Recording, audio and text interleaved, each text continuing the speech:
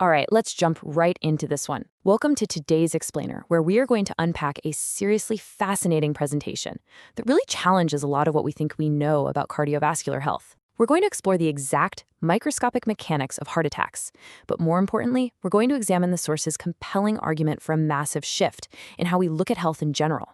We're talking about moving away from just treating those downstream symptoms and instead really focusing on the upstream root causes. It's a journey that takes us from the very inside of your arteries all the way to your dinner plate, so let's get started. So, the absolute best place to start is with this seemingly simple question. What actually causes a heart attack? I mean, if you're like most people, you've probably been told that it's basically a plumbing issue, right? You eat too much cholesterol, the pipe gets clogged over time, the blood stops flowing, and boom, heart attack. But according to the source material we're breaking down today, that assumption is a huge oversimplification, and in many ways, it's fundamentally flawed. Let's look at this myth versus the actual biological reality. The myth is that hard, calcified plaque just slowly builds up over decades until it completely blocks the artery, kind of like sludge in a rusty pipe. But the reality? Well, the source explains that typically you actually only have a small amount of plaque involved, but it's a specific, highly unstable type called soft plaque. What actually happens is that this soft plaque ruptures, and when it bursts, your body's immune system absolutely panics. It rushes in and creates a clotting reaction. It's actually that sudden clot that causes the heart attack, not just a pipe slowly filling up. Now, naturally, cholesterol usually takes the blame for this entire process. We've heard it a million times.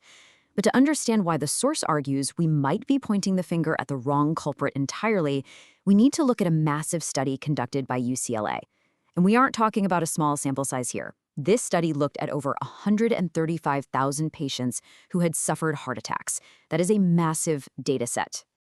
Just look at the breakdown of those 135,000 patients. An astounding 75% of the people who had heart attacks had completely normal LDL cholesterol levels. Let that sink in for a second. Only 25% had high LDL.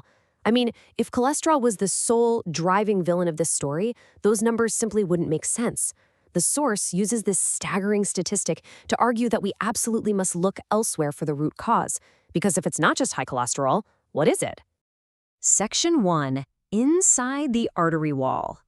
To find out what's really happening, we have to travel upstream and go on a microscopic journey right into our blood vessels to see exactly what's brewing in the body 10, 20, or even 30 years before a heart attack ever occurs.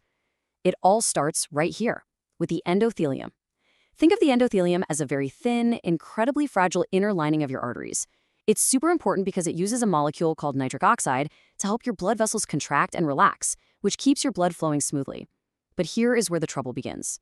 The source describes certain lifestyle factors, things like smoking, eating ultra-processed foods, or the chronically high insulin that comes from a high-sugar diet as acting literally like sandpaper on this delicate lining. Over time, this continuous sandpaper effect roughs up the endothelium. It creates these microscopic wounds and a whole lot of inflammation. Okay, once you have that microscopic damage, we do have to talk about cholesterol again, but with a really major caveat. Not all LDL cholesterol is the same. The source emphasizes that there are two totally distinct types of LDL. First, you have large, buoyant LDL. These are basically big, harmless particles that just float right through your bloodstream without causing any trouble at all. But then you have small, dense LDL. These are the dangerous ones. Because they're so small, they get lodged right into those sandpapered, damaged sections of your artery walls. And this builds into a pretty terrifying biological chain reaction. Step 1.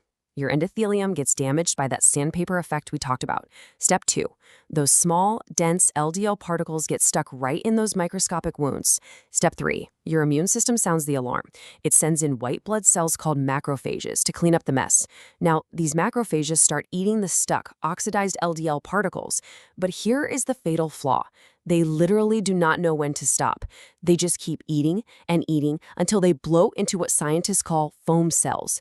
And finally, in step 4, these bloated foam cells just die right there in the artery wall.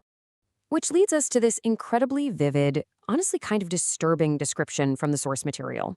When you actually look at what soft plaque is made of, it's not just a clump of cholesterol. Underneath a tiny little cap, it is literally a graveyard of dead white blood cells. Your body tries to patch it up with calcium acting as a band-aid, but the core of that dangerous soft plaque is an inflammatory graveyard.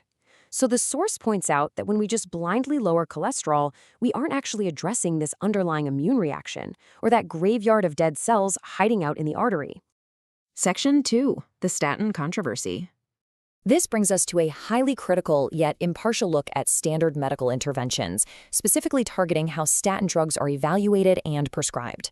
The presentation directly challenges a recent study claiming that statins are incredibly safe and only carry a 5% risk of muscle problems. The source outlines a few major critiques of this narrative. First up, they point out that the organization involved in the study, the CTT, allegedly refuses to release their raw data for independent review.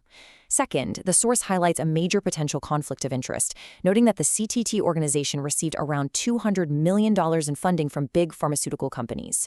But perhaps the most fascinating critique the source brings up is a methodological flaw called a run-in period. The source describes this basically as a research trick.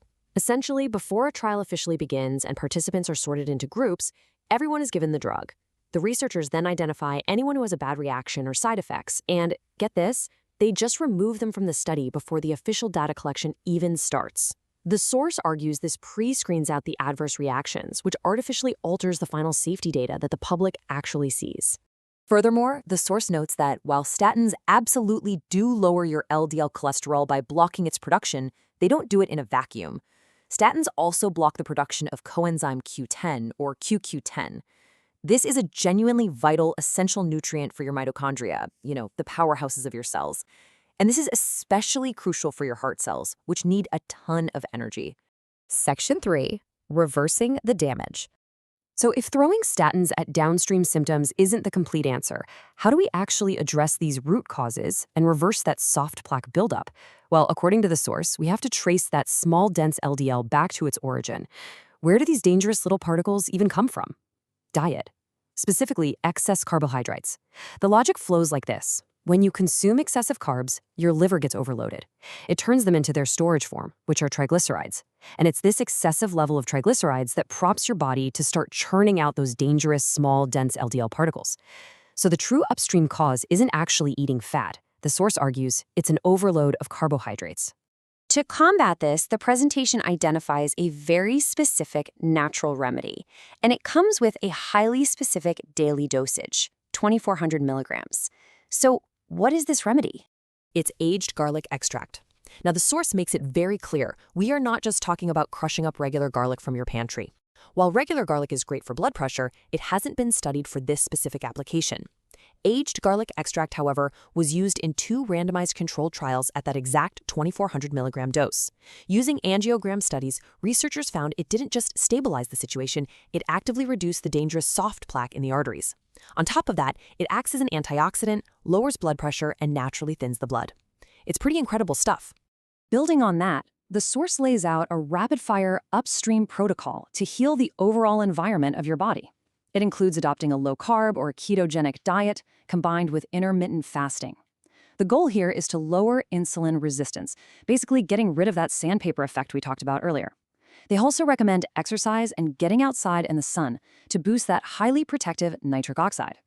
Finally, complementing this with magnesium to control excess calcification and cod liver oil for its vitamin A and D benefits to further reduce that soft plaque.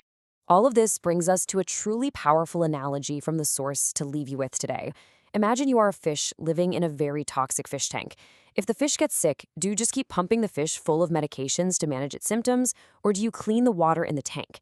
The source challenges us to realize that our modern environment, full of processed foods and high stress, is basically a toxic tank. So are you just managing your downstream symptoms, or are you actively fixing your upstream environment? It's a really provocative question that completely shifts how we think about heart health. Thanks so much for joining me on this explainer. I really hope this deeper look into the mechanics of our bodies has empowered you with some fascinating new insights. See you next time.